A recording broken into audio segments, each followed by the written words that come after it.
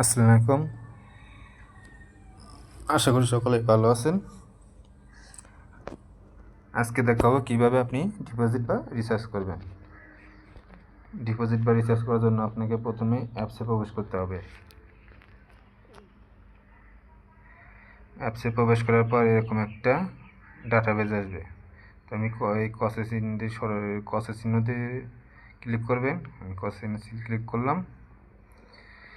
এখানে যে ডিপোজিট বা উইথড্র, আপনি যেহেতু টাকা রিচার্জ করবেন আপনি ডিপোজিটে ক্লিক করবেন। ডিপোজিট, তো আমি ডিপোজিটে ক্লিক করলাম। এখন রিচার্জ অ্যামাউন্ট লিখুন। আপনি কত রিচার্জ করবেন সেটা আপনার উপর ডিপেন্ড করবেন। 500, 1000, 2000 যেটা করতে পারে। আমি 500 নিলাম। এখন আপনি কি পরবর্তী ধাপে ক্লিক করুন, এখানে ক্লিক করবেন পরবর্তী। আমি পরবর্তীতে ক্লিক করলাম। একটু সময় লাগবে। তো এরকম একটা পেমেন্ট চ্যানেল, অর্থাৎ বিকাশ অ্যাকাউন্ট, যেটা দিয়ে অ্যাকাউন্ট খোলাছে সেটা সিলেক্ট করে নেবেন। যেহেতু আমার নগদ দিয়ে খোলা আছে তাই আমি নগদ সিলেক্ট করে নিলাম। নগদ। সুবিধাভোগীর অ্যাকাউন্ট নম্বরটি কপি করুন, অর্থাৎ এই যে এখানে নম্বর আছে সেটা আপনি কপি করে নেবেন। কপি, এই নম্বরটা আপনি কপি করে নেবেন। তো কী করলাম, আমি নম্বরটা কপি করলাম। এখন এখান থেকে বের হয়ে যাবেন। বের হয়ে আপনি নগদ বা বিকাশে প্রবেশ করবেন। যেহেতু আমার নগদ অ্যাকাউন্ট খোলা আছে তাই আমি নগদ দিয়ে ডিপোজিট করব। তাই আমার প্রথমে আপনার পিন দিয়ে ভিতরে প্রবেশ করতে হবে। পিন দেওয়া হয়ে গেছে। পিন দেওয়ার পর লগ ইনে ক্লিক করলাম।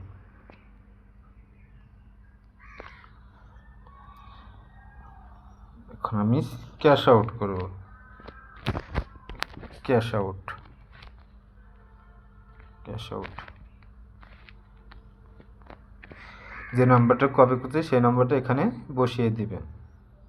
উদ্যোক্তা অ্যাকাউন্ট নাম্বার, অর্থাৎ আপনি যে নাম্বারটা ওইখান থেকে কপি করেছেন সেটা এখানে বসিয়ে দিবেন।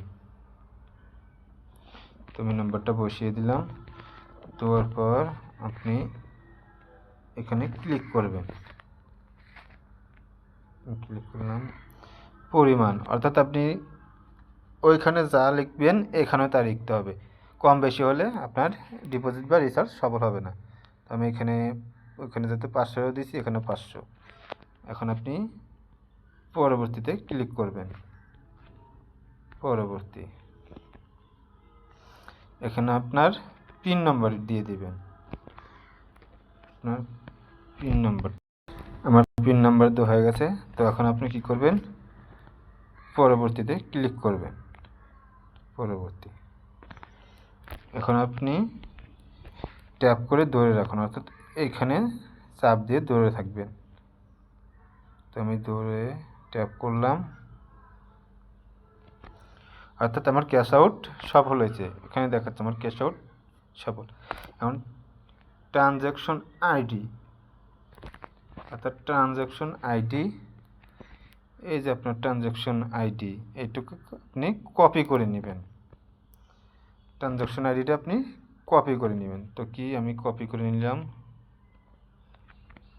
কপি করে নিলাম, নিয়ে এখন এখান থেকে বের হয়ে যাবেন।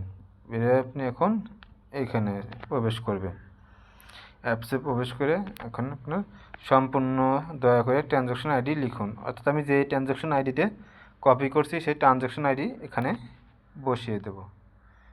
অর্থাৎ আমি ট্রানজ্যাকশন আইডিটা এখানে বসিয়ে দিলাম। এখন পেমেন্ট নিশ্চিত করুন, এখানে ক্লিক করবেন। পেমেন্ট নিশ্চিত করুন, আপনি এখানে ক্লিক করুন। তো আমি এখানে ক্লিক করলাম। সফলভাবে দাখিল হয়েছে, অর্থাৎ আমার পেমেন্ট সফল হয়েছে। আমি এখান থেকে বের হয়ে গেলাম। এখন আমি আবার অ্যাপসে প্রবেশ করব।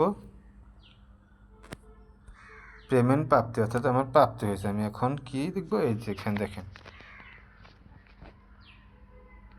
2200 টাকা ছিল, সেখানে আমার 2700 টাকা হয়ে গেছে, অর্থাৎ আমার ডিপোজিট সফল হয়েছে। তো এভাবে আপনারা আপনার ডিপোজিট বা রিচার্জ করে নেবেন।